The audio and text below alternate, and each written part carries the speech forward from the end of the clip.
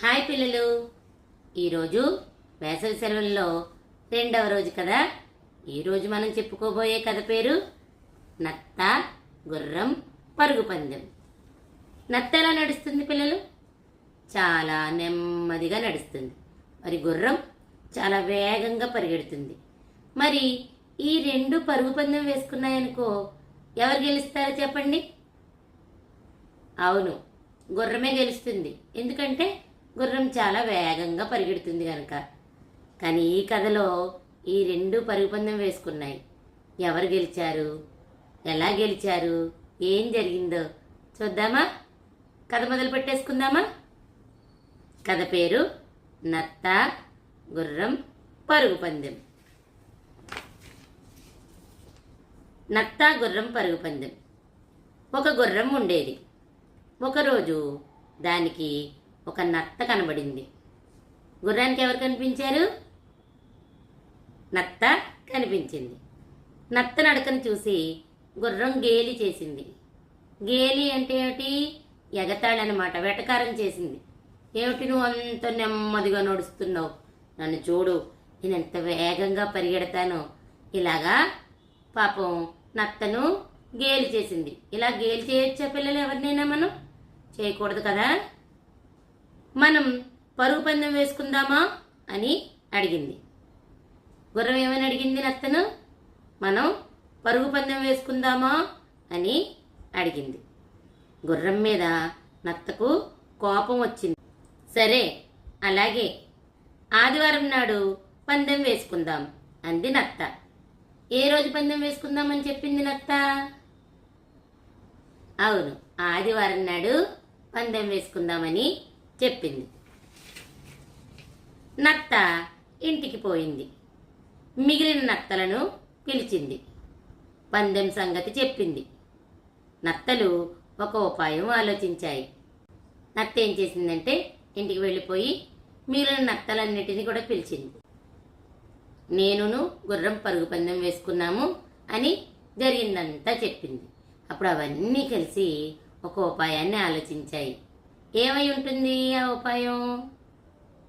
ఏమో మరి చూద్దాం. ఆదివారం నాడు అవి చాలా ముందే బయలుదేరాయి. అంటే పరుగు పందెం వేసుకునే సమయానికన్నా నత్తలన్నీ చాలా ముందే వచ్చేసాయి.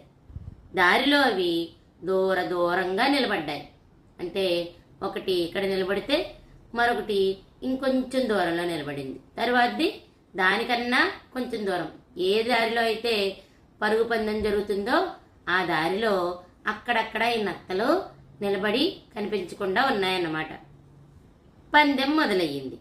గుర్రం కొంత దూరం పరిగెత్తి చూసింది. దానికంటే ముందు ఒక నత్త ఉంది. గుర్రం పరిగెడుతూ ముందు చూస్తే దానికన్నా ముందు ఎవరు కనిపించారు? నత్త కనిపించింది. గుర్రం మరికొంత దూరం వేగంగా పరిగెత్తి చూసింది. ఏమిటి, ఈ నత్త నాకన్నా ముందు ఎలా వచ్చింది అని ఇంకా వేగం పెంచింది. గుర్రం వేగంగా పరిగెత్తింది. అయినా నత్తే ముందు ఉంది. గుర్రం ఇంకా జోరుగా పరిగెత్తింది. ఎంత వేగంగా పరిగెత్తినా గుర్రం కంటే ముందు నత్తే ఉంది. గుర్రం పరిగెత్తి అలసిపోయింది. చివరకు ఓడిపోయానని ఒప్పుకుంది. చూసారా పిల్లలు, నత్త చాలా నెమ్మదిగా నడుస్తుందని గుర్రం దానిని గేలి చేసింది. కానీ తన తోటి నత్తలతో కలిసి ఉపాయం ఆలోచించి పందెంలో ఎవరు గెలిచారు? నత్తే గెలిచింది. మనం ఎవరిని చూసి, వాళ్ళ సామర్థ్యాలను చూసి మనం తక్కువగా అంచనా వేయడం, వాళ్లను గేలి చేయడం అనేది చేయకూడదు. బాగుంది కదా పిల్లలు ఈ కథ?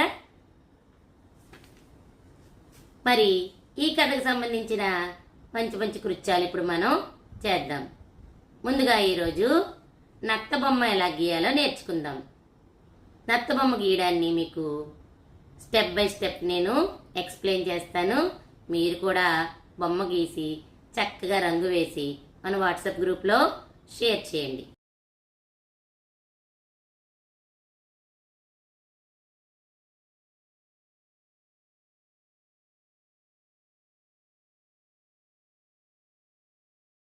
ఇప్పుడు నేను కథ పైన 2 ప్రశ్నలు వేస్తాను, సమాధానం చెప్పండి పిల్లలు.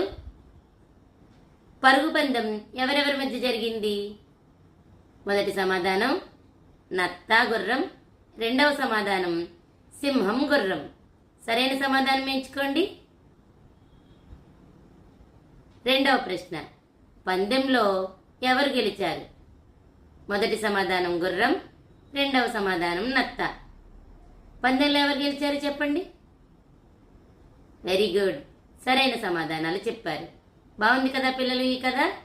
రేపు మరొక మంచి కథతో మీ ముందుకు వస్తాను. బాయ్ పిల్లలు.